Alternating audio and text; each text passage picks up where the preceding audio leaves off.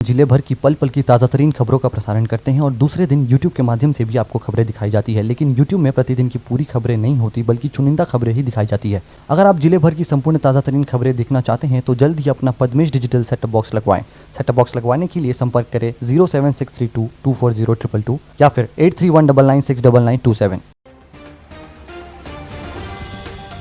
जादू टोना के शक में वृद्ध की कुल्हाड़ी मारकर निर्मम हत्या, मछूदा चौकी के अगरिया टोला की घटना। कोरोना वायरस से सतर्कता बरतने कलेक्टर दीपक आर्य ने की जिले वासियों से अपील। आजादी के 75 साल बाद भी बैयर तहसील के बिटली पंचायत के दुगलई गांव विकास से कोसों दूर। नवविवाहिता की मौत का मामला, दहेज प्रताड़ना के आरोप में पति और सास को 7 वर्ष का सश्रम कारावास। मध्य प्रदेश कांग्रेस सचिव पर पत्रकारों ने दागे सवाल, क्यों हर आंदोलन में दिखाई देती है कार्यकर्ताओं की कमी। बालाघाट एक्सप्रेस की खबर का हुआ असर, 2 साल बाद मिली महिला को पेंशन। लांजी तहसील के ग्राम मोहजेरी का मामला।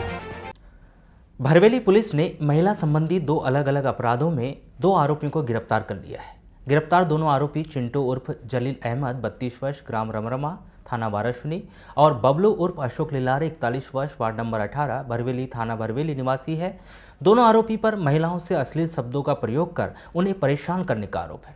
जानकारी के अनुसार भरवेली में 19 फरवरी को चिंटू उर्फ जलील अहमद ने महिला के पति के मोबाइल पर फोन करके अश्लील गालियां दी। महिला के द्वारा की गई रिपोर्ट पर भरवेली पुलिस ने चिंटू उर्फ जलील अहमद के विरुद्ध धारा 354D, 509, 507 भारतीय दंड विधान और धारा 76 IT एक्ट के तहत अपराध दर्ज कर विवेचना शुरू की थी। इसी प्रकार अशोक लिलारे 22 फरवरी से अपने मोहल्ले की 28 वर्षीय महिला को आए दिन अश्लील इशारे कर रहा था। महिला के द्वारा की गई रिपोर्ट पर भरवेली पुलिस ने बबलू उर्फ अशोक लिलारे के विरुद्ध धारा 354G, 294, 506, 509 भारतीय दंड विधान के तहत अपराध दर्ज कर विवेचना शुरू की है। वाराणसी में बुधवार को वार्ड नंबर 6 लालबरा रोड स्थित नवनिर्मित कॉलोनी पर कार्रवाई करते हुए निर्माण सामग्री जब्त कर परमिशन लेकर कॉलोनी निर्माण करने के लिए चेतावनी दी गई, जिसमें नगर पालिका के द्वारा ईटा, गिट्टी, रेत, सीमेंट, लोहा जो भी सामग्री मौके पर उपलब्ध थी उन्हें जब्त कर पंचनामा कार्रवाई की गई। प्राप्त जानकारी के अनुसार 1 सप्ताह पूर्व नगर में बनने वाली नई कॉलोनियों में 6 कॉलोनियों को नगर पालिका के द्वारा नोटिस जारी किया गया था कि उनके द्वारा जो कॉलोनी निर्माण किया जा रहा है वह वैध तरीके से है या अवैध तरीके से, और अवैध तरीके से है तो उसका परमिशन लेकर वैध किया जाए, तब तक के लिए काम बंद कर जवाब दे।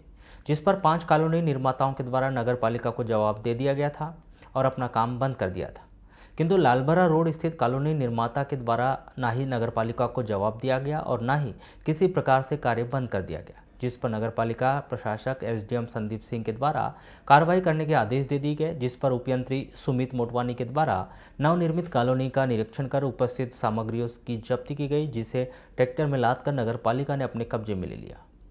दूरभाष पर चर्चा के दौरान नगर पालिका के प्रशासक SDM संदीप सिंह ने बताया कि 1 सप्ताह पहले नगर में बन रही 6 कॉलोनियों को नोटिस जारी किया गया था। वह अपना काम बंद करे और अनुमति लेकर वैध कॉलोनी का निर्माण करे, किंतु उनके द्वारा वैधानिक प्रक्रिया का पालन नहीं किया जा रहा था। स्मार्ट सिटी बनने की ओर अग्रसर बालाघाट नगर पालिका को शहर में खुले में शौच से मुक्त तो पहले ही से था। केंद्र सरकार ने ODF++ का सर्टिफिकेशन भी जारी कर दिया है। इसके लिए केंद्रीय टीम के द्वारा शहर के सार्वजनिक शौचालय और बस्तियों का निरीक्षण कर रिपोर्ट तैयार की थी। स्वच्छता सर्वेक्षण 2021 की दिशा में शहर के लिए यह बेहद ही महत्वपूर्ण उपलब्धि मानी जा रही है कि स्टार रेटिंग सर्वे के अंतर्गत केंद्रीय टीम के निरीक्षण के बाद शहर को ODF खुले में शौच मुक्त AA+ का दर्जा मिल गया है। बताया जा रहा है कि पिछले महीने केंद्र की टीम ने ODF++ के लिए शहर में निरीक्षण किया था। टीम के द्वारा व्यक्तिगत, सामुदायिक व सार्वजनिक शौचालय व सार्वजनिक स्थानों का निरीक्षण कर आम नागरिकों से फीडबैक भी लिया था। प्लस में यही आधार है कि आपके यहाँ एक तो ODF+ का तो मतलब ये होता है कि ओपन डेफिकेशन कोई नहीं करता आपके यहाँ पे।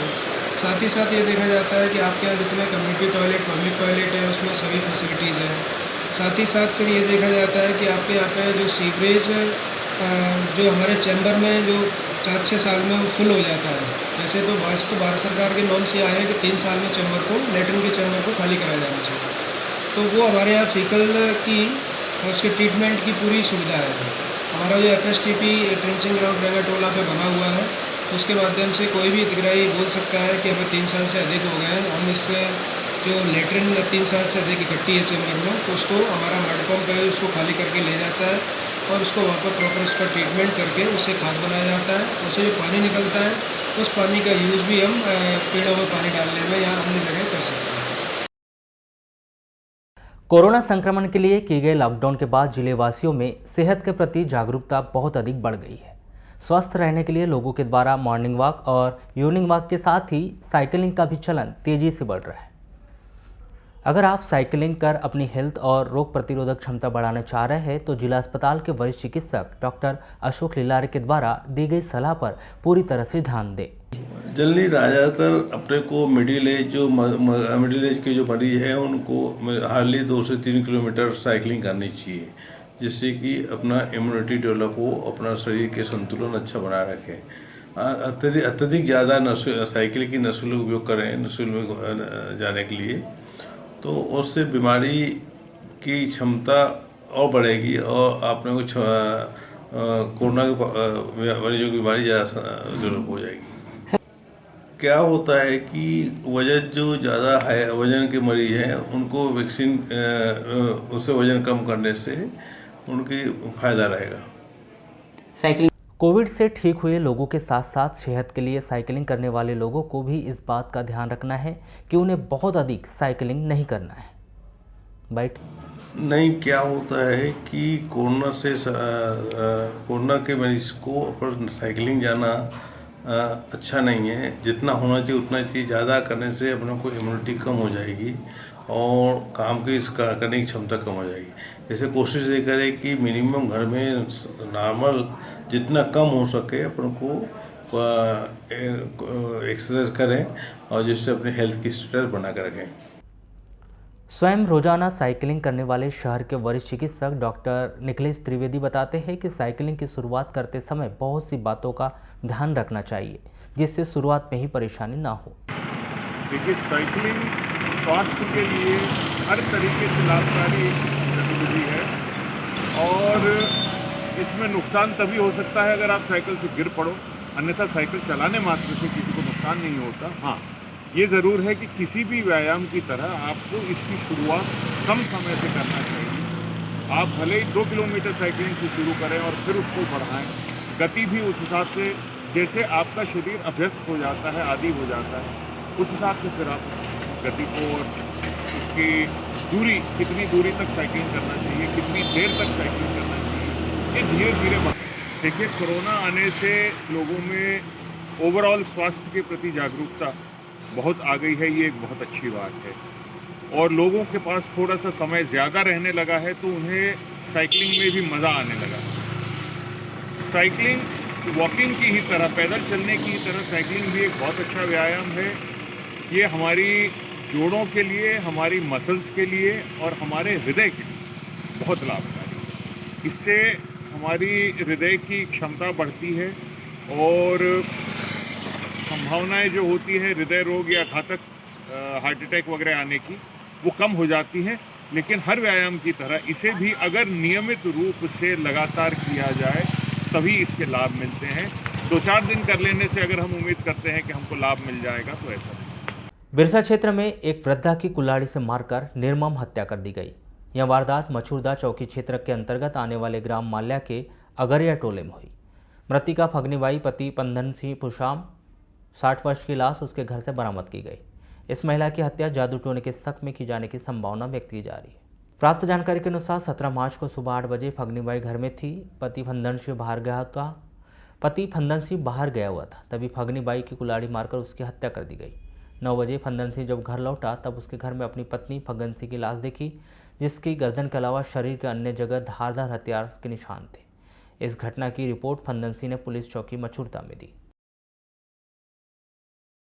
एक तरफ पेट्रोल, डीजल व रसोई गैस के दामों में हो रही वृद्धि से आम जनता त्रस्त हो चुकी है, तो वहीं दूसरी ओर पेट्रोल व डीजल को पछाड़ते हुए हर परिवार की रसोई में खाने के लिए उपयोग में आने वाले सोयाबीन तेल ने महंगाई के रिकॉर्ड स्तर को छू लिया है।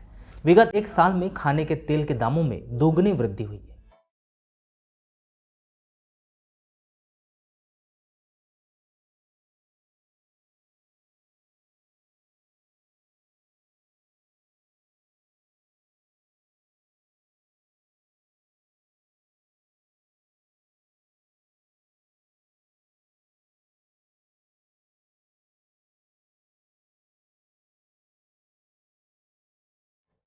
जिससे मुख्य रूप से रोज कमाने खाने वाले गरीब परिवार एवं मध्यम वर्गीय परिवारों की रसोई का बजट बिगड़ गया है। गत वर्ष के दामों में यदि तुलना करें तो मार्च 2020 में सोयाबीन का तेल 65 से 70 रुपये प्रति लीटर था, जो वर्तमान समय में 135 से लेकर 140 रुपये प्रति लीटर बिक रहा है।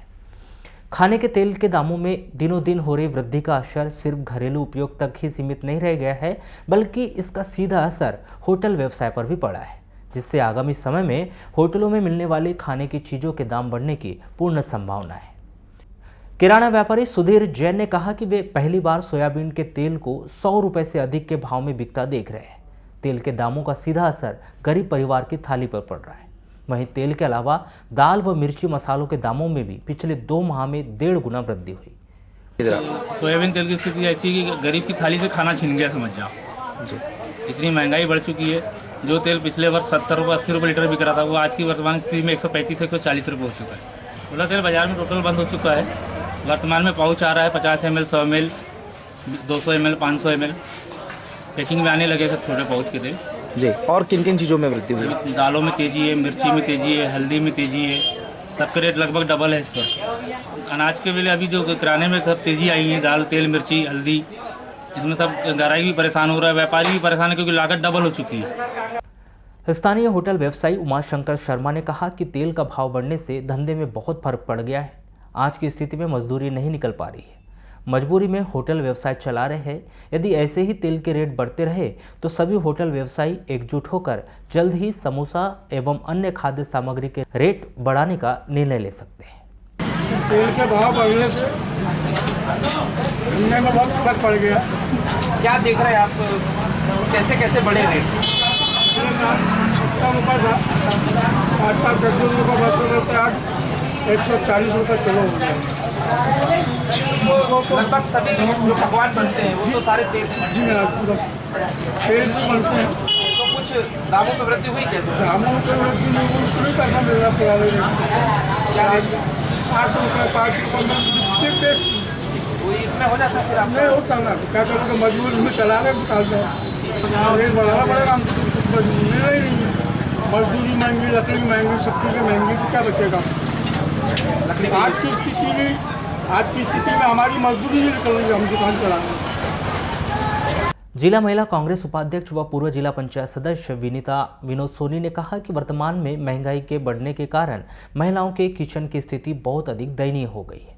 इस महंगाई का सबसे ज़्यादा असर ग्रामीण अंचलों में रहने वाली महिलाओं पर पड़ा है, क्योंकि ग्रामीण अंचल की अधिकांश महिलाएं पति पर निर्भर रहती हैं। महिलाओं की किचन की स्थिति बहुत ही दयनीय हो गई है। इसका मेन कारण है महंगाई। महंगाई तो चाहे वो डीजल हो, पेट्रोल हो, रसोई गैस हो या और भी कई खाद्य सामग्री आप ले लीजिए, सब ये महंगाई बढ़ने के कारण महिलाओं की किचन की स्थिति दयनीय हो गई है। वे अपना बजट कैसे चलाएंगी, वे अपना खर्चा कैसे चलाएंगी, ये बहुत दयनीय है। इस महंगाई का तो सबसे ज़्यादा असर ग्रामीण लोगों पे पड़ा है, ग्रामीण अंचल में रहने वाली महिलाओं को पड़ा है, क्योंकि वो ग्रामीण अंचल में रहने वाली अधिकांश महिलाएं पति पे निर्भर रहती हैं और कुछ तो मजदूरी करती हैं। मजदूरी भी उनको इतनी कम रहती है कि वे अपना गुजारा मुश्किल से कर पाती हैं। तो सबसे ज़्यादा महंगाई का भार तो देखो ग्रामीण महिलाओं पे पड़ा है। क्या करना चाहिए शासन को ऐसी स्थिति? शासन को ऐसी स्थिति में महंगाई को कम करना चाहिए, महंगाई पे अंकुश लगाना चाहिए और जनता के हित को ध्यान में रखते हुए टैक्स कम करना चाहिए।